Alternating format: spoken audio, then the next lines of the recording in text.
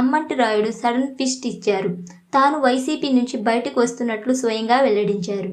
ఇందుకు సంబంధించి ట్విట్టర్లో ట్వీట్ పెట్టారు. కొంతకాలం రాజకీయాలకు దూరంగా ఉండాలని భావిస్తున్న త్వరలోనే పూర్తి వివరాలు వెల్లడిస్తామని ట్వీట్ చేశారు. గత వారం డిసెంబర్ 28న అమ్మంటి రాయుడు వైసీపీలో చేరారు. ఆయన ఎమ్మెల్యే లేదా ఎంపీ సీట్కు పోటీ చేస్తున్నారని ప్రచారం కూడా జరిగింది. అసలు ఏం జరిగిందనేది చూస్తే ఆయన గుంటూరు ఎంపీ స్థానానికి బరిలోకి దిగుదామనుకున్నారు.